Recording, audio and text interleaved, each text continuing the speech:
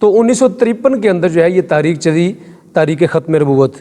اس کے اندر جو ہے تقریباً 10,000 لاہور کے اندر ہیں۔ انہوں نے پوچھا یہ مرزا قادیانی کے بارے میں تم کیا کہتے ہو، کیا اس کو نبی مانتے ہو؟ تو انہوں نے کہا ہاں ہم اس کو نبی مانتے ہیں۔ انہوں نے پوچھا کہ کیا جو اس کو نبی نہ مانے اس کو کافر مانتے ہو؟ اس نے کہا ہاں ہم اس کو کافر مانتے ہیں جو اس کو نبی نہ مانے۔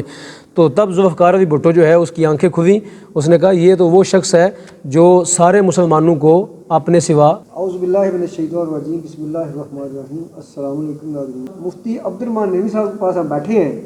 تو انہوں نے عالمی طریقے تفسیر ختم نبوت کی بنیاد رکھی ہے، تو زیادہ تعارف کے محتاج گجرات میں نہیں ہے، بلکہ اب تو ماشاءاللہ اتنی کی وجہ سے پورے پاکستان میں یہ مشہور ہو چکے ہیں۔ السلام علیکم مفتی صاحب۔ السلام ورحمۃ اللہ۔ جی الحمدللہ الحمدللہ، آپ کی تشریف آوری کا شکریہ۔ آپ ختم نبوت سینٹر کے اندر تشریف لے کے آئے، اور ختم نبوت سینٹر جو ہے اس کا نام ہی بتا رہا ہے کہ یہ ختم نبوت کے موضوع پر بہت زیادہ کام کرنے والا ادارہ ہے، تو آپ کی آمد کا شکریہ۔ آپ نے جو اس سے پہلے طریقے لبیک بھی بنی ہوئی ہے اور بھی تنظیمیں بنی ہوئی ہیں، سب کا مقصد ایک ہی جو بتا رہے ہیں اپنے منشور میں، آپ نے اس تنظیم کی بنیاد کس خیال کے تحت رکھی ہے؟ جی اس تنظیم کی بنیاد رکھنے کا در حقیقت جو ہے ایک پس منظر ہے۔ پس منظر یہ ہے کہ پاکستان بننے سے پہلے یہ فتنہ جو ہے وہ 1899 کے اندر جو ہے ایک بندہ جو قادیان کا رہنے والا تھا، اس نے دعویٰ نبوت جو ہے وہ داغ دیا طاغوت کے بل بوتے پر۔ پہلے وہ سیالکوٹ کچہری کے اندر جو ہے وہ ملازم تھا، ایک منشی کی حیثیت سے کام کرتا تھا، اور بالکل ایک جاہل سا آدمی تھا لیکن شاطر تھا۔ تو انگریز جو یہاں بر صغیر کے اندر جب قابض ہوئے تو انہوں نے بڑا اسٹڈی کیا اس ماحول کو، کہ اس ماحول کے اندر جو ہے وہ جہاد جو ہے وہ بہت زندہ ہوتا بندہ ہے۔ جہاد کی جب بات کی جائے تو مسلمانوں کے جسم میں جو ہے وہ شعلے بھڑک اٹھتے ہیں، تو اس جذبے کو ٹھنڈا کرنا چاہیے۔ تو انہوں نے اس حوالے سے پھر کام کرنا شروع کیا، اور انہوں نے پھر کسی بندے کی تلاش کی کہ جو بندہ سچی نبوت کے پیرالل ایک جھوٹی نبوت کا دعویٰ کرے، متوازی ایک نبوت کا نظام قائم کیا جائے۔ جو نبی علیہ السلام نے سچی نبوت کے ذریعے اپنے ماننے والوں کو یہ کہا تھا کہ جہاد قیامت تک جاری رہے گا، تو انہوں نے کہا کہ یہ جب ہی ہم کوئی بات ہوتی ہے تو مسلمان جو ہے یکدم بھڑک اٹھتے ہیں۔ 1857 کا جو جنگ آزادی ہے وہ بھی جذبہ جہاد کے تحت ہی لڑی گئی، بزرگان دین نے بڑا اس میں فتویٰ جہاد دیا، مولانا شاہ فضل خیر آبادی نے۔ تو انہوں نے پھر یہ بندہ تلاش کیا، اور اس بندے نے پہلے مسلمانوں کا ترجمان بن کے تو مناظرے شروع کیے عیسائیوں کے ساتھ، اور مسلمانوں کی نمائندگی کا دعویٰ کیا کہ میں تمہارا ترجمان ہوں، اور ہندوؤں کے ساتھ آریاؤں کے ساتھ مناظرے شروع کیے، یعنی پری پلان جو ہے نا مناظرے شروع کیے۔ پھر اس کی شخصیت کو جو ہے وہ ابھارا گیا اور اس کو متعارف کرایا گیا، اور جب وہ پیک کے اوپر پہنچ گیا اپنی شہرت میں تو اب اس کو ٹاسک جو ہے وہ سونپ دیا گیا کہ اب جو ہے وہ آپ اپنا کام کریں جو آپ کو دیا گیا ہے۔ تو پھر اس نے 1857 کے اندر جو ہے وہ دعویٰ نبوت 1899 کے اندر اس نے دعویٰ نبوت داغ دیا۔ اس سے پہلے وہ چھوٹے چھوٹے دعوے کر چکا تھا۔ پہلے اس نے کہا میں مجدد ہوں، میں دین کی تجدید کروں گا، میں محدث ہوں، میں جو ہے وہ مہدی اور مسیح موعود ہوں، اور اس طرح کے دعوے بہت سے کر چکا تھا، بلکہ ہر روز وہ نیا ایک دعویٰ کرتا تھا، حتیٰ کہ اتنے دعوے بھی کیے، اس کی یہاں کتب موجود ہیں۔ اس نے دعوے کیے، کبھی انہوں نے کہا کہ میں نوح ہوں، کبھی کہنے لگا میں عیسیٰ ہوں، کبھی کہنے لگا میں موسیٰ ہوں، ابراہیم ہوں، حتیٰ کہ یہاں تک کہ کہا کہ میں اللہ کا بیٹا ہوں۔ یہ تک اس نے دعوے موجود ہیں اس کے۔ تو اس بندے نے جو ہے نا یہ دعویٰ داغ دیا۔ اس کے بعد جب پھر جو ہے پیر سید میر علی شاہ صاحب رحمہ اللہ تعالیٰ اور دیگر لوگ جو ہیں انہوں نے بڑی مزاحمت کی اس کی، اور اس کو زندگی کے اندر شکست فاش سے دو چار کیا۔ چلتے چلاتے بات چلی آئی اور پاکستان بن گیا الحمدللہ۔ پاکستان بننے کے بعد جو ہے سب سے پہلے وزیر خارجہ جو بنایا گیا وہ اسی جماعت کا بندہ سر ظفر اللہ قادیانی، وہ وزیر خارجہ جس نے اس دور کے اندر جتنے بھی پاکستان کے فارن آفس تھے اس کے اندر وہاں قادیانیوں کو جو ہے وہ تعینات کیا، اور پاکستان کے اندر ربوہ جو ہے اس کی جگہ کو لیز پر لیا گیا 100 سال کے لیے، اور وہاں پہ قادیانی اسٹیٹ جو ہے وہ بنائی گئی، اور اس کو یوں بنایا گیا جس طرح ویٹیکن سٹی ہے، جس طرح عیسائیوں کا ایک ویٹیکن سٹی ہے، یعنی ایک آزاد، کہ وہاں پاکستان کا کوئی قانون نافذ نہیں ہوگا، پاکستان کی پولیس نہیں ہوگی، پاکستانی جو ہے وہ عدلیہ کا قانون وہاں نہیں چلے گا۔ تو اس طرح کی شکل دے کے اس ربوے کو جو ہے وہ تشکیل دیا گیا، اور چلتے چلاتے بات یہاں تک چلی آئی کہ جو ہے وہ پاکستان بننے کے بعد ان کی سرگرمیاں بہت زیادہ ہو گئیں، اور یہ دعویٰ کرنے لگے کہ یہ پاکستان جو ہے یہ قادیانی اسٹیٹ بنے گا۔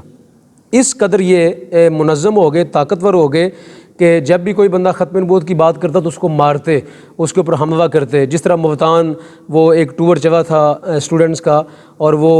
جب شمالی علاقہ جات کی سیر کرنے کے لیے جا رہے تھے تو راستے میں گاڑی رکی ربوے کے اندر، تو وہاں انہوں نے حملہ کر دیا قادیانی گنڈوں نے، اور مسلمان بچوں کو بہت مارا. تو 1953 کے اندر جو ہے یہ تاریخ چلی، تاریخ ختم نبوت. اس کے اندر جو ہے تقریباً 10,000 لاہور کے اندر شہادتیں ہوئیں، اور مسلمانوں کا مطالبہ یہ تھا کہ قادیانیوں کو جو ہے یہ غیر مسلم قرار دیا جائے پارلیمنٹ کے تھرو آؤٹ، چونکہ یہ نبی علیہ السلام کے بعد بھی کسی کو نبی مانتے ہیں، مرزا قادیانی کو نبی مانتے ہیں. تو اب چلتے جاتے بات پھر آگے چلی اور 1974 کی تاریخ آئی. تو الحمدللہ ذوالفقار علی صاحب کے دور حکومت میں میں کہتا کلام نہیں کروں گا آپ کی طرف کہ میں وہی پر بات کر رہا تھا سٹارٹ میں کہ اس شخص کا دوسرا کارنامہ یہ تھا کہ ذوالفقار علی بھٹو نے ہی قادیانیوں کو باقاعدہ طور پہ پاکستان کی آئین میں کافر قرار دیا. ایسے ہی ہے جی بالکل ایسے ہی ہے. اور ذوالفقار علی صاحب کا جو کارنامہ ہے یہ اس امید پر اللہ کی بارگاہ میں امید کی جاتی ہے کہ اللہ پاک ان کی بخشش فرما دیں گے، چونکہ اتنا بڑا کارنامہ ہے کہ جب انہوں نے وہ سائن کیا تو جس قلم کے ساتھ سائن کیا انہوں نے یہ کہا تھا کہ میں شاید اپنی موت کے پروانے پر دستخط کر رہا ہوں، چونکہ قادیانی بڑے طاقتور ہیں، طاغوت اور اقوام متحدہ سے لے کر بڑے بڑے طاقتور ممالک جو ہیں وہ ان کی پشت بنائی کرتے ہیں. صہیونی طاقتیں اور قوتیں جو ہیں وہ ان کے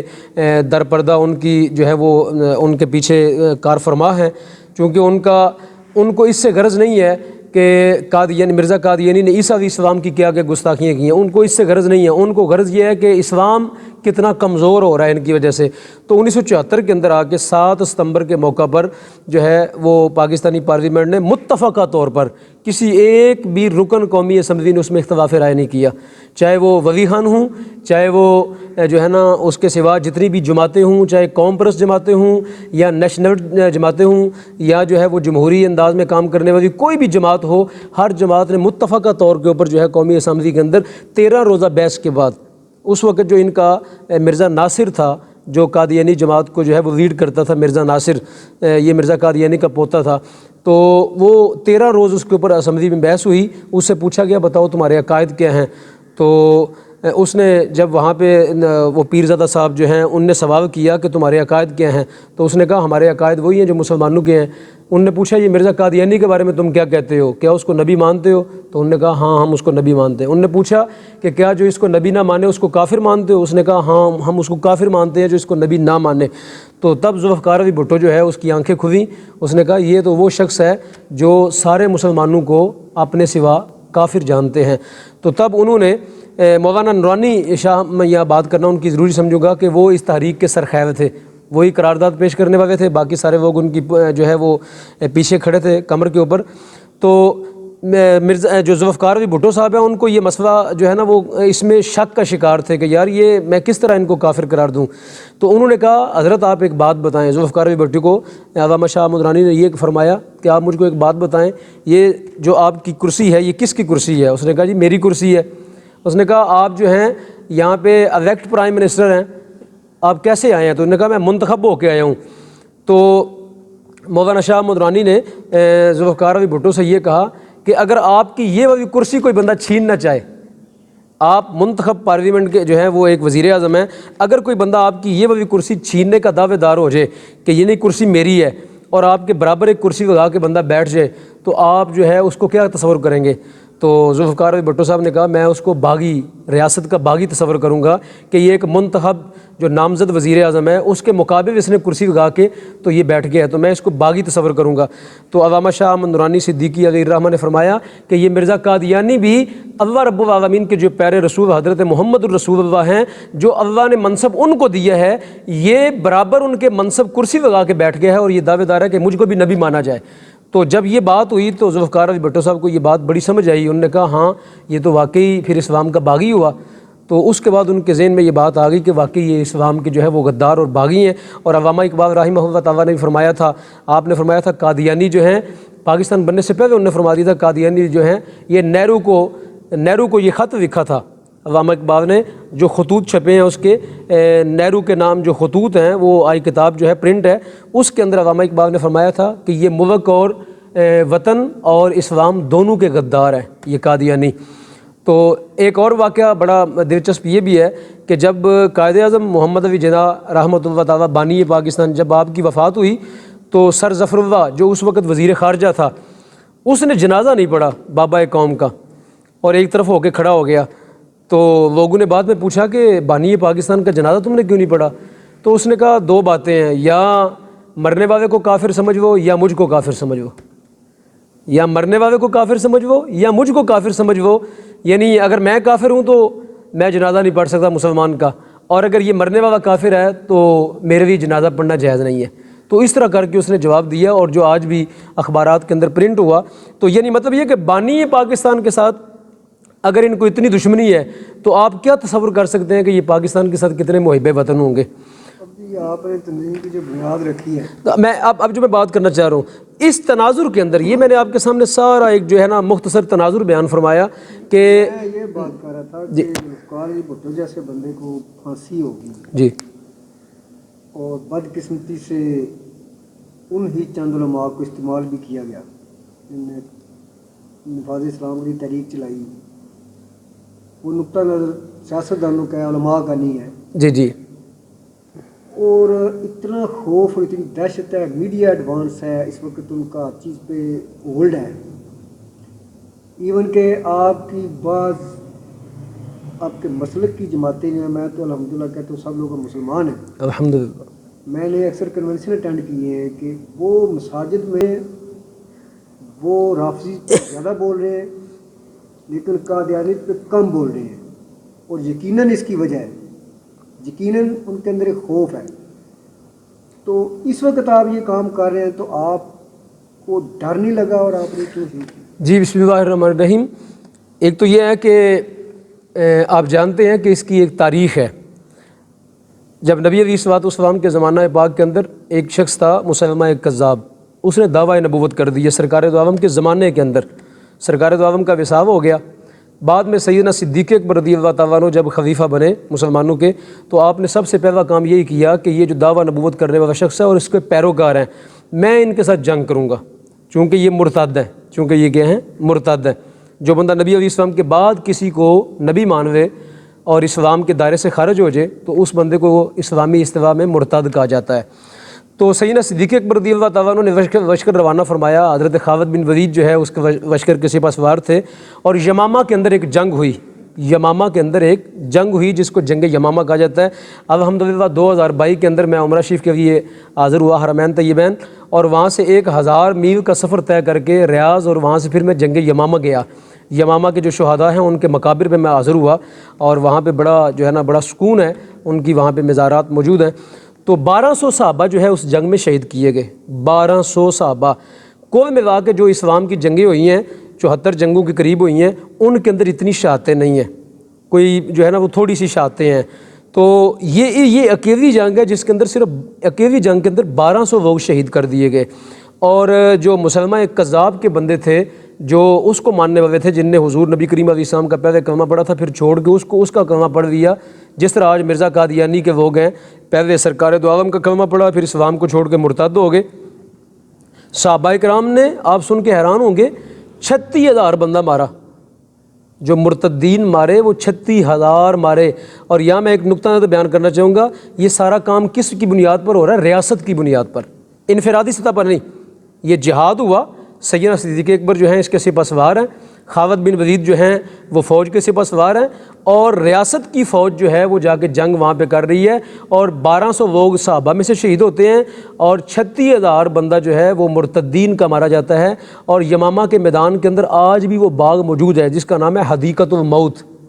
اس باغ کا نام ہی پڑ گیا حدیقۃ الموت. وہاں صحابہ نے 22,000 بندہ مارا. 22,000 بندہ ایک ہی باغ کے اندر جو ہے وہ قتل کیا، جو لوگ مسلمہ کذاب کا کلمہ پڑھنے والے تھے. تو میں اب یہ عرض کرتا ہوں کہ ہماری ایک تاریخ ہے کہ 1200 لوگ شہید ہوں یا 12,000 لوگ شہید ہوں مسلمانوں میں سے، نبی علیہ السلام کی ختم نبوت کے لیے کبھی بھی مسلمان جو ہے وہ پیچھے نہیں رہ سکتا. اس کو جان کا نذرانہ دینا پڑے، اس کو اپنے بچوں کی قربانی دینی پڑے، یا اس کو قید و بند کی صعوبتیں برداشت کرنی پڑے، یا مولانا عبدالستار خان نیازی کی طرح سزائے موت بھگتنی پڑے، مولانا سید خلیل احمد شاہ صاحب کی طرح سزائے موت کی سزا ہو جائے، یا اس کو جو ہے وہ ٹھنڈی سیووں کے اوپر لٹا کے تو اوپر اور نیچے جو ہے برف کے اس کے اوپر سلوے رکھ دی جائیں یا قید و بند کی سعودیاں یا چکیاں کے اندر وگا دیا جائے، ایک سچا مسلمان جو ہے وہ سرکار دو عالم کی ختم نبوت کے معاملے میں کسی سے نہیں ڈرتا۔ وہ نبی علیہ الصلوۃ والسلام کی ختم نبوت کے لیے جان کی قربانی بھی دے سکتا ہے، اپنا مال بھی قربان کر سکتا ہے، اور اپنے بچوں کی قربانی دینے کے لیے ہر وقت میں وہ تیار رہتا ہے۔ لہٰذا اس تناظر کے اندر آج جو ہے قادیانیوں کا فتنہ بہت زیادہ بڑھ چکا ہے۔ ابھی میں نے آپ کو جو ہے بتایا کہ ان کے فضل جو رسالہ نکلتا ہے اس کی رپورٹ ہے کہ اس سال ان کے رپورٹ چھاپی ہے کہ ہم نے 2,17,183 راؤنڈ اباؤٹ اس کے جو لوگ ہم نے مرتد کیے ہیں۔ پاکستان میں چھپتا ہے، یہ ہر جگہ پوری دنیا میں چھپتا ہے ان کا، پاکستان میں بھی آتا پاکستان کے اندر بھی ان کا موجود ہے۔ ہے۔ یہاں پہ ایک سوال ہے آپ سے جی جی صاحب، کہ یہاں پہ اکثر سوشل میڈیا تو چل رہے ملکیت وہ لوگوں کی ہے، اگر کوئی سخت الفاظ میں بک لکھی جاتی ہے کسی مذہب کے خلاف بھی یا کسی شخصیت کے خلاف، وہاں پہ پابندی لگتی ہے۔ ایک طرف قادیانی ہم انہیں آپ انہیں کافر کہہ رہے ہیں، تحریک چلا رہے ہیں اس کے لیے، دوسری طرف ان کے نظریات یہاں پہ سرے عام لوگ کے ہاتھ میں جا رہے ہیں، تبلیغ ہو رہی ہے۔ جی تو اس کے سدے باب کے لیے آپ علماء حضرات نے گورنمنٹ کے سامنے کچھ مطالبات پیش کیے؟ جی، اس حوالے سے میں عرض کرتا ہوں کہ 1974 کے اندر جو آئین بنا 106 اور 260 کی جو آئینی کلاز ہیں، جی وہ ایک تو بڑا واضح کلیئر کٹ کہتی ہیں کہ جو نبی علیہ السلام کو آخری نبی نہیں مانتا وہ بندہ دائرہ اسلام سے نکل جاتا ہے، تو وہ اسلام کی نظر کے اندر وہ بندہ مرتد ہو جاتا ہے۔ اب ان پہ ارتداد کا فتویٰ لگتا ہے اور یہ مرتد ہیں پوری دنیا کے اندر، یعنی وہ انہوں نے جو رپورٹ چھاپی ہے اس رپورٹ کے تناظر کے اندر کہنا یہ چاہ رہے ہیں کہ ہم نے 2.25 لاکھ بندہ مرتد کیا ہے، اسلام سے پھیر کے ہم نے ان کو قادیانی بنا دیا ہے۔ دوسرا جو قانون پاکستان کے اندر آیا وہ 1984 کے اندر امتناع قادیانیت آرڈیننس آیا ضیاء الحق کے دور کے اندر، اس کے اندر ان کے اوپر جو ہے وہ پابندیاں لگائی گئیں کہ یہ کوئی مسجد اپنی عبادت تو نہیں میں کہوں گا، ان کی پوجا پاٹ جو ہے اس کو مسجد کا نام نہیں دے سکتے، مینار نہیں بنا سکتے، کلمہ شریف جو ہے وہ نہیں لکھ سکتے اپنے گھروں کے سامنے، اور ماشاء اللہ لا الہ الا اللہ محمد رسول اللہ کلمہ شریف قرآن حکیم کو چھو نہیں سکتے، چونکہ قرآن حکیم کو وہ بندہ چھوتا ہے جو مسلمان ہے، اور کلمہ، قرآن، نماز، روزہ، حج، زکوٰۃ یہ ساری عبادات ان کا تعلق ہے اسلام کے ساتھ۔ جب انہوں نے اپنا نبی وقت جدا کر دیا تو لہٰذا ان پہ لازم ہے کہ اپنی شناخت کو کیا کریں، جدا کریں۔ جس طرح ایک ہندو کی شناخت الگ ہوتی ہے، ایک عیسائی کی شناخت کیا ہوتی ہے، الگ ہوتی ہے، ایک یہودی کی شناخت اپنی ہے، اپنی شناخت کے ساتھ وہ زندہ رہ رہے ہیں۔ ان کو چاہیے کہ جب ان نے نبی اپنا الگ سے بنا دیا تو ان کو اپنی کتاب بھی الگ کرنی چاہیے، ان کو اپنی شناخت بھی الگ کرنی چاہیے، ان کو اپنی عبادت گاہ کو نام بھی دوسرا دینا چاہیے، ان کا کلمہ بھی الگ ہونا چاہیے، محمد رسول اللہ اس کے اندر نہیں ہونا چاہیے، لا الہ الا اللہ اس کے اندر نہیں ہونا چاہیے۔ تو لہٰذا ہمارا جو 1984 کا آرڈیننس ہے وہ ان سارے مسائل کا حل اس میں موجود ہے۔ فرق صرف یہ ہے کہ ان قوانین کو جو ہے وہ امپلائز کیا جائے، ان قوانین کا جو ہے وہ اطلاق کیا جائے، ان پر عمل کیا جائے، اور جو تحریکیں ہیں، جو علماء ہیں، جو لوگ کام کر رہے ہیں ختم نبوت کے اوپر، ان پر یہ لازم ہے کہ وہ گاہے بگاہے آئینی ان شکوں کا اظہار کرتے رہیں، بارز کے اندر وکلاء کی طاقت کے ساتھ اور مساجد کے اندر اور اپنے جلسے جلوسوں کے اندر جو ہے عوام کو ان آئینی شکوں سے متعارف کروائیں۔ اور الحمدللہ عالمی تحریک تحفظ ختم نبوت یہ کام کر رہی ہے، بارز میں وکلاء کے ساتھ رابطہ ہو رہا ہے اور علماء کے ساتھ رابطہ کر رہے ہیں، اور اس حوالے سے ہم ان شکوں کو بار بار جو ہے متعارف بھی کروا رہے ہیں، اور ہم یہ بات کہتے ہیں کہ قادیانیوں کو جو ہے مرتد کے نام سے یاد کیا جائے، چونکہ انہوں نے بیرونی دنیا کے اندر اپنا نام رکھا ہوا ہے مسلم احمدی نام رکھا ہوا ہے۔ اب جو اوورسیز لوگ ہیں، رات میری ایک بات ہو رہی تھی، ایک بڑے گجرات کے موقر لوگ ہیں، بڑے معزز لوگ ہیں اور بڑے انفارمیٹیو قسم کے دانشور بندے ہیں، ان کے ساتھ بات ہوئی تو مجھے وہ کہہ رہے تھے کہ میں فرانس کے اندر کئی دفعہ دورے کے اوپر گیا تو وہاں جب بھی کوئی بندہ پاکستان سے جاتا ہے تو وہ فوری طور کے اوپر جو ہے وہاں کے جو اوورسیز ہیں وہ قادیانی وہ فوری طور پر اس کی دعوت کرتے ہیں اور دعوت کرنے کے ساتھ ہی جو ہے اس پر طرح طرح سے اپنے جو ہے وہ اپنے جال میں پھانسنے کی کوشش کرتے ہیں. آخر کار بات کیا نکلتی ہے کہ مرتد ہو جو قادیانی ہو جو. تو لہٰذا وہ اپنے طرز سے کام کرنے کی ہر طریقے سے کوشش کر رہے ہیں. ہمارا جو ہے نا وہ مسلمانوں کا کام یہ ہے کہ ہم صرف رافضیت کے اوپر کام نہ کریں, ناصبیت پہ کام نہ کریں اور خوارج پہ کام نہ کریں, بلکہ قادیانیت کو ہم سر فہرست اور پہلی جو ہے ترجیح میں رکھیں, چونکہ ان کا فتنہ ان سے بڑھ کے ہے, ان کا فتنہ ان سے بڑھ کے ہے. الحمدللہ عالمی تحریک تحفظ ختم نبوت اور ختم نبوت سینٹر کے تحت یہ آپ کو نظر آ رہا ہے سامنے, یہ پیچھے آپ دیکھ رہے ہیں, یہ کتاب میں نے جو ہے اس حوالے سے یہ پہلی کاوش ہے کہ جماعت احمدیہ غیر مسلم اور مرتد ہے. یہ کتاب باقاعدہ اس نام سے کتاب لکھ دی ہے اور یہ کتاب یہاں پہ موجود ہے. بچے وہ کتاب دکھائیں ذرا, وہ کتاب دکھائیں میرے والی کتاب. یہ کتاب جو ہے لکھ دی ہے, یہ اس کا ٹائٹل بنا ہوا ہے. تو یہ ہم چاہ رہے ہیں کہ حکم شرع ان کے بارے میں واضح کیا جائے کہ ان کا حکم جو ہے وہ مرتد کا ہے. لہٰذا مرتد کہنے کے اندر آپ خوف کی فضا نکالیں, جو ان کا حکم شرعی بنتا ہے وہ حکم شرعی ان پہ جاری کریں. اور ریاست کو ہم کہتے ہیں کہ سیدنا صدیق اکبر رضی اللہ تعالیٰ عنہ نے ریاستی سطح پر جو ہے ان پر سزا نافذ کی, ریاستی سطح پر سزا نافذ کی. تو لہٰذا ہماری پاکستان اور عالم اسلام کی جملہ ریاستیں جو ہیں ان پر ریاستی سطح پر جو ہے یہ ارتداد کی سزا کو نافذ کریں. جو بندہ رسول کریم کے کلمے کو چھوڑ کے قادیانی کا کلمہ پڑھ لیتا ہے مرتد ہو جاتا ہے, اور مرتد کی اسلام میں سزا واجب القتل ہے. تو لہٰذا یہ ہمارے لوگ جو ہیں ان کو پروموٹ نہ کریں, ان کو بیوروکریسی کے اندر جگہ نہ دیں, ان کو فوجی جو بیوروکریٹک جگہ ہے وہاں ان کو پوسٹیں نہ دی جائیں, بلکہ ان پر ارتداد کی سزا نافذ کیجیے. یہ عالمی تحریک تحفظ ختم نبوت کا, ختم نبوت سینٹر کا اور ہمارے جملہ اراکین کا اور سب مسلمانوں کا یہ مطالبہ ہے. اس میں ہم کبھی بھی اس مطالبے سے پیچھے نہیں ہٹیں گے انشاءاللہ العزیز. ریاست نے تو انہیں کافر قرار دے دیا ہے. جی ٹھیک ہے جی, وہ لہرا شناخت پر بھی مرتد ہو گئے جی پاکستان جی کے اندر. اور جو آپ فرما رہے ہیں کہ انہیں ہر بندہ مرتد بولے, جی وہ جن کو علم بول رہے ہیں جی معذرت کے ساتھ, جہاں تک میں نے اپنی سوسائٹی کو پڑھا ہے, نیو جنریشن کو, آپ کا نیو گریجویٹ جو ہے اس کو بھی ابھی یہ نہیں پتہ ان چیزوں کا. جی. تو دوسری بات یہ ہے کہ اگر انٹرنیشنل اسٹیبلشمنٹ نے یا کسی اور طاقت نے پاکستان سے ٹرانسجنڈر بل منظور کروانا ہے, یا نعوذ باللہ تفضیح ختم نبوت کے بارے میں کچھ قانون شکنیں کروانی ہیں, ان کے لیے آرمی میں پارلیمنٹ میں ان کے جو بندے بیٹھے ہوئے ہیں M N As M Ps, وہ آواز بھی اٹھاتے ہیں, وہ اس کے لیے قراردادیں پیش کرتے ہیں اور میڈیا بھی ان چیزوں کو ہائی لائٹ کرتا ہے. لیکن قومی اسمبلی میں اس وقت علماء کے ہونے کے باوجود کیا آپ سمجھتے ہیں اسی طرح اس حوالے سے جو آپ بات کریں اس کی آواز اٹھائی جا رہی ہے؟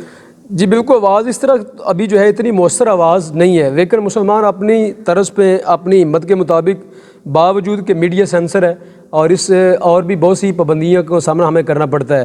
یہ جو ہم پروگرام کرواتے ہیں اس میں بھی ہمیں بہت سی پابندیوں کا سامنا کرنا پڑتا ہے, لیکن ہم پر امید ہیں کہ انشاءاللہ العزیز یہ تحریک اگر جاری رہی اور ان کے بارے میں ارتداد کی فضا یعنی ارتداد کا جو ان کا نام ہے وہ متعارف ہوتا رہا, تو انشاءاللہ ایک وقت آئے گا کہ یہ اپنے کیفر کردار کو پہنچیں گے, انجام بد کا شکار ہوں گے. اور چاہے عالمی اسٹیبلشمنٹ پیچھے ہو یا جس کے بھی مورے ہیں, اگر کل 1974 میں ان کو شکست ہو سکتی ہے, 1953 کے اندر جو ہے ان کو شکست ہو سکتی ہے, اور جنگ یمامہ اگر لڑی جا سکتی ہے, اور اس کے بعد بھی بہت سی جنگیں ہوئیں, تو انشاءاللہ العزیز ایک وقت آئے گا کہ یہ ان کے بارے میں رائے عامہ ہموار ہوتی جائے گی. اور ہم کوشش کرتے رہیں گے آپ اپنے حصے کا کام کریں. آپ جیسے غیرت مند لوگ جب تک موجود ہیں جو اس محاذ پر کام کر رہے ہیں اور بات کرنے کی ہمت اور حوصلہ رکھتے ہیں, تو انشاءاللہ العزیز ہم یہ امید رکھتے ہیں کہ اللہ رب العالمین اپنے فضل سے ضرور اس کو مؤثر اور ثمرآور فرمائے گا. تو اپنی صحافتی ذمہ داری پوری کر رہے ہیں.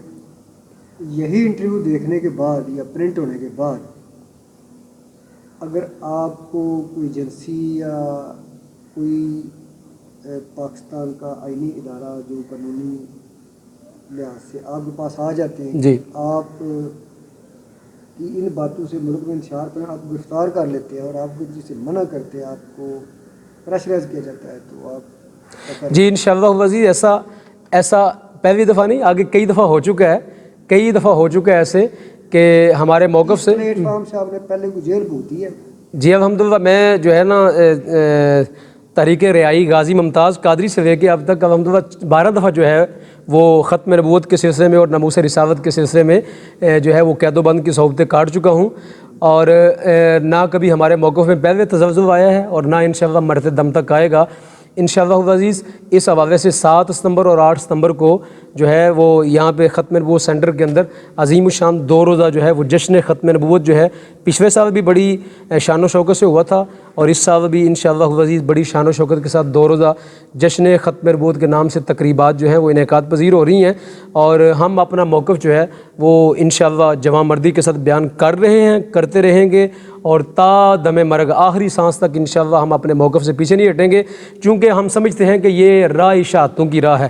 یہ راہ جنگ یمامہ کے شہداء والی راہ ہے، تو اس میں ہمیں کوئی ایسا خوف نہیں ہے انشاءاللہ عزیز۔ ہم تو چاہتے ہیں کہ رسول کریم کی ختم نبوت کے اوپر جو ہے اگر اللہ شہادت کی موت عطا فرمائے تو اس میں ہمارے لیے یہ اعزاز کی بات ہوگی، اور ہماری نسلیں بھی اس بات پہ فخر کریں گی کہ ہمارے بڑوں نے جو ہے وہ اسلام کے لیے مداہنت کا راستہ اختیار نہیں کیا تھا، انہوں نے بات کو چبا کے نہیں کیا تھا، بات کو پوری جو ہے وہ ذمہ داری کے ساتھ کیا تھا۔ تو انشاءاللہ یہ ختم نبوت کی تاریخ جو ہے وہ عالمی تاریخ کے تحفظ ختم نبوت جو ہے اپنا کام انشاءاللہ آہستہ آہستہ بڑھا رہی ہے، اور یہ کام بڑھتا ہے۔ بھی آپ سے گفتگو جاری رہے گی۔ ایک آخری سوال ہے کہ آپ اس کو ٹوٹلی ریلیجس پلیٹ فارم پہ لے کے جا رہے ہیں یا پولیٹیکل پلیٹ فارم پہ لے کے جا رہے ہیں؟ جی اس میں ہم یہ چاہتے ہیں کہ ہم اقامت دین کی جد و جہد کے نام سے آگے یہ کام اس تحریک کا بڑھانا چاہتے ہیں۔ اقامت دین کے لیے جو بھی راہ اختیار کرنی پڑے، اقامت دین کے لیے اپنے اثر کے اپنے زمانے کے جو بھی تقاضے ہیں اس کے مطابق جب بڑھنا پڑا انشاءاللہ عزیز۔ آپ کے ارادے ہیں کہ اس کو آپ الیکشن وغیرہ بھی لڑیں گے اس پلیٹ فارم؟ انشاءاللہ عزیز ہم وقتی طور کے اوپر ایسا کوئی ارادہ نہیں رکھتے، وقتی طور کے اوپر ہم چاہتے ہیں کہ قادیانیت کے محاذ پر جو ہے ہم کام اپنا منظم کریں اور اقامت دین کی جد و جہد کو منظم کریں، لوگوں کو ذہن سازی کریں، اور عقیدہ ختم نبوت کے حوالے سے کورسز کروائیں، تربیتی کلاسیں ہوں مدارس میں، کالجز میں، یونیورسٹیز کے اندر، اداروں کے اندر، چیمبرز کے اندر، اور تجارتی جو تنظیمیں ہیں ان کے جو عہدیدار ہیں، ان کے جو ممبران ہیں، ان کے ساتھ ہم چاہتے ہیں ختم نبوت کے حوالے سے لوگوں کو جو ہے اویئرنیس دی جائے تاکہ قادیانیت کے فتنے سے لوگوں کو بچایا جائے۔ ایک مسلمان کے پاس سب سے قیمتی جو چیز ہے وہ اس کا ایمان ہے، سب سے قیمتی۔ اس کی مثال میں ہمیشہ دوستوں کو دیتا ہوں کہ ایک بندہ مر جائے نا، گاؤں کا چودھری یا کوئی اینی ون شخص مر جائے، پوری زندگی اس نے نماز نہیں پڑھی، پوری زندگی مسجد میں نہیں آیا، پوری زندگی زکوٰۃ نہیں دی، حج نہیں کیا، جب جنازے کا وقت آتا ہے تو آپ اس کا جنازہ پڑھ دیتے ہیں۔ کیوں؟ اس لیے کہ اس کو لا الہ الا اللہ محمد رسول اللہ کی دعوت حاصل تھی۔ لیکن ایک بندہ ہے قادیانی، وہ بظاہر اس نے داڑھی رکھی ہے، اس نے جبہ دستار پہن رکھی ہے اور نمازیں بھی پڑھتا ہے، لیکن جب مر جاتا ہے تو ہماری سوسائٹی اس کا جنازہ نہیں پڑھتی۔ آخر کیا وجہ ہے؟ یہ نمازی ہے، وہ بے نمازی تھا، اس کا جنازہ پڑھا گیا، اس کا جنازہ نہیں پڑھا گیا۔ وجہ کیا ہے؟ وجہ یہ ہے کہ اس کے پاس نبی علیہ السلام کی ختم نبوت پر ایمان کی دولت تھی، تو بے نمازی ہونے کے باوجود جنازہ اس کا پڑھ دیا گیا۔ ایمان کی دولت تھی اس کے پاس۔ اس کے پاس جو ایمان کی دولت نہیں ہے، ختم نبوت کا عقیدہ نہیں ہے، تو واضح نمازی ہونے کے باوجود، سارے کچھ کرنے کے باوجود اس کا جنازہ نہیں پڑھتی ہماری سوسائٹی۔ وجہ یہ ہے کہ سب سے قیمتی جو ایمان کی میرے پاس دولت ہے وہ ایمان کی دولت ہے۔ تو ہم چاہتے ہیں عالمی تحریک تحفظ ختم نبوت کے پلیٹ فارم سے، ادارہ نور الاسلام کے پلیٹ فارم سے اور ختم نبوت کے پلیٹ فارم سے ہم چاہتے ہیں کہ ہم لوگوں کے ایمان کے تحفظ کی بات کریں، اس کے لیے عقیدے کے کورسز کروائیں، کانفرنسز کروائیں، تربیتی کلاسیں ہوں، اور جو ہے نا مختلف محاذوں پر سروے ہوں، چوک و چراہوں کے اندر جو ہے یہ تنظیم کام کرے۔ ہم صرف اس کو مدارس کے اندر اور مساجد تک محدود نہیں رکھنا چاہ رہے، ہم اس کو چاہتے ہیں کہ یہ چوکوں اور چراہوں کے اوپر جا کے اپنا کام کرے، اور ہر مکتبہ فکر تک جو ہے یہ اپنی آواز جائے۔ منڈیوں کے اندر جہاں تاجر کام کر رہے ہیں ان کو بھی پتہ ہو کہ ختم نبوت کا عقیدہ کیا ہوتا ہے اور قادیانی کون ہوتے ہیں، اور سب لوگ ان کو مرتد کہیں، تاکہ جب یہ مرتد کہیں گے تو لوگ ان سے نفرت کریں گے، کوئی بھی بندہ ان کی دعوت کو قبول کرنے کے لیے تیار نہیں ہوگا۔ الحمدللہ بیرون ملک کے اندر بھی یہ والی جو کتاب ہے صرف پاکستان کے اندر نہیں، حالانکہ بیرون ملک کے اندر بڑا زور ہے ان کا، یہ کتاب بیرون ملک بھی ہم نے بھیج دی ہے، اور یورپ کے اندر جو ہے یہ کتاب تقسیم ہو رہی ہے، فری اس کتاب کو تقسیم کیا جا رہا ہے۔ اس سے پہلے بھی ایک کتاب میری جو ہے وہ آ چکی ہے فتنہ قادیانیت اور عقیدہ ختم نبوت، وہ بھی 5000 کے قریب جو ہے وہ کوٹوی جو ہے ضلع کوٹوی آزاد کشمیر کے اندر، وہاں پہ قادیانی بڑی تعداد میں تھے، تو وہاں پہ پیر عتیق الرحمان صاحب جمعیت علماء جموں کشمیر کے صدر تھے، وہ کتاب انہوں نے اپنے پلیٹ فارم سے چھپوائی اور 5000 کی تعداد کے اندر پورے آزاد کشمیر میں تقسیم کی، تو الحمدللہ اس کی وجہ سے آزاد کشمیر کے اندر بڑے مثبت اثرات مرتب ہوئے۔ اب جو ہے اس کتاب کو ہم جو ہے پرنٹ کروا رہے ہیں اور گھر گھر تک پہنچانے کی کوشش کر رہے ہیں کہ لوگوں قادیانی مرتد ہیں، یہ جماعت احمدی جو ہیں یہ نام نہاد ہیں، احمدی تو در حقیقت مسلمان ہیں، ان کا تعلق احمدیت کے ساتھ نہیں ہے، میں ان کو نام دیتا ہوں جماعت مرتدین کا، جماعت احمدیہ نہیں، میں ان کو جماعت مرتدین کہتا ہوں۔ اور الحمدللہ ہمارے عالمی تحریک تحفظ ختم نبوت کا نعرہ وہی نعرہ ہے جو جنگ یمامہ میں صحابہ نے لگایا تھا، یہ اوپر دیکھیں لکھا ہے یا محمدہ، یا محمدہ، یہ نعرہ پتہ کہاں لگا تھا؟ یہ سب سے پہلے نعرہ لگا تھا یمامہ کی سرزمین کے اوپر، مدینہ پاک سے ایک 1100 میل دور جو ہے وہ ایک میدان ہے جنگ یمامہ، جہاں پہ سب سے پہلے ختم نبوت کی جنگ لڑی گئی حضرت صدیق اکبر کی قیادت میں، تو وہاں پہ نعرہ لگا تھا یا محمدہ، یعنی پہچان کرنے کے لیے کہ مسلمہ کذاب والے اور ہیں اور ہم محمد مصطفیٰ والے ہیں۔ تو ہماری تحریک کا جو جھنڈا ہے اس پر یہی جو ہے وہ نام نبی علیہ الصلوۃ والسلام کا لگایا گیا ہے۔ تو میں دعوت دوں گا اپنے جملہ سامعین کو، سننے والوں کو، میر ظفر اقبال صاحب جو بڑے غیرت مند صحافی ہیں اور بڑے جو ہے نا ختم نبوت کے چاہنے والے ہیں، محبت کرنے والے ہیں، ان کے توسط سے، ان کے پلیٹ فارم کے توسط سے میں دعوت دوں گا جملہ سامعین کو کہ آپ جو ہے وہ عالمی تحریک تحفظ ختم نبوت کے ساتھ ملیں اور اس کا نظم کا حصہ بنیں اور اس کے ساتھ مل کے تو ختم نبوت کے کام کو منظم انداز میں، قانونی انداز میں، سب سے آخری نقطہ جو بات کرنا چاہ رہا ہوں، ہم کوئی تشدد کا راستہ اختیار نہیں کرنا چاہتے، ہم قانونی انداز میں، چونکہ پاکستان کی عدالتیں ان کو جو ہے وہ ڈکلیئر کر چکی ہیں، جو پاکستان کی سپریم کورٹ کا 1993 میں فیصلہ آیا، یہ سب سے آخری فیصلہ جو آیا تھا آج تک وہ یہی سب سے بڑا فیصلہ ہے، 5 ججوں نے فیصلہ دیا۔ اب جج جو ہیں وہ مدارس کے نہیں پڑھے ہوئے تھے، وہ یونیورسٹیز کے پڑھے ہوئے تھے اور کالجز کے پڑھے ہوئے تھے، اس میں ایک پیرا لکھا انہوں نے، جناب آپ کی نظر کرتا ہوں، انہوں نے اس فیصلے کے اندر ایک پیرا لکھا کہ ہر قادیانی جو ہے وہ اپنی ذات میں سلمان رشدی ہے۔ یہ ججوں نے لکھا، سپریم کورٹ کے ججوں نے یہ اپنے فیصلے میں یہ بات لکھی 1993، ظہیر الدین بنام سرکار کے نام سے یہ فیصلہ آج بھی موجود ہے، 40 صفحات کا یہ فیصلہ ہے، اس میں ججوں نے یہ لکھا کہ ہر قادیانی اپنی ذات میں سلمان رشدی ہے۔ تو اب اس کا معنی کیا ہوا کہ سلمان رشدی یہ مراد یہ ہے کہ ہر قادیانی گستاخ رسول ہے، ہر قادیانی گستاخ رسول ہے، تو لہٰذا ہم کوئی تشدد والی تحریک جو ہے وہ نہیں، ہمارا اس میں کوئی ایسا مسئلہ نہیں ہے، ہم آئینی انداز میں، قانونی انداز میں اور پاکستان کے آئین اور قانون کے اندر رہتے ہوئے عدالتوں کے دیے ہوئے فیصلوں اور جو عدالتوں کے دیے ہوئے غیرت مند فیصلے ہیں ان کے اندر رہتے رہتے ہم اپنی جد و جہد کو منظم کریں گے۔ ہمارا کوئی تشدد کا راستہ نہیں ہے، کسی قسم کا کوئی جو ہے وہ قانون اپنے ہاتھ میں لینے والی کوئی بات نہیں ہے، ہم پاکستانی اداروں کو جو ہے وہ اپروچ کریں گے کہ آپ اپنے حصے کا کام کریں، چونکہ ریاست اس مسئلے سے نبٹ سکتی ہے، انفرادی طور پر کوئی شخص اکیلا اس مسئلے سے نبٹ ہی نہیں سکتا۔ بہت شکریہ جی۔ ناظرین، سب سے بڑی خوشی کی بات یہ ہے کہ کچھ باتیں مفتی صاحب نے سخت بھی کیں، لیکن مجھے بصیرت پاکستانی شہری، بصیرت غیر جانبدار جرنلسٹ اس بات کی خوشی ہے۔ اس سے پہلے ہم اکثر نعرے سنتے رہتے ہیں، انہوں نے جذباتی ہونے کے باوجود، نوجوان ہونے کے باوجود یہ الفاظ نہیں کہے کہ ہم سڑکیں بلاک کریں گے، ہم روڈ بلاک کریں گے، ہم پارلیمنٹ اس کے آگے دھرنا دیں گے، ہم فلاں جگہ پہ یہ کریں گے۔ انہوں نے ٹوٹلی پازیٹیو گفتگو کی ہے، خاص طور پہ جو سرخیل ہے، ہمارے علم کے سرچشمے ہیں، وکلاء برادری ہے، انہوں نے بارز کا نام لیا، انہوں نے پولیٹیکل شخصیات کے پلیٹ فارم کا نام لیا، صحافت کے پلیٹ فارم کا نام لیا، اس کے بعد پاکستانی اداروں کا نام لیا کہ ہم قانون کے دائرے میں رہ کر تقریری کریں گے، اپنی فکر کو جو ہے آگے بڑھائیں گے، چوکو چراؤں میں اپنی فکر کو آگے بڑھائیں گے۔ جی الحمدللہ۔ تو اس بات خوشی ہے کہ آپ اس چیز کو پازیٹیو لے کے چل رہے ہیں، قانون کے دائرے میں لے کر چل رہے ہیں، الحمدللہ۔ آپ کا بہت شکریہ، بہت شکریہ ناظرین، انشاءاللہ ان سے سٹنگ ہوتی رہے گی، دوبارہ حاضر ہوں گے۔ جزاک اللہ، اللہ حافظ۔ جزاک اللہ۔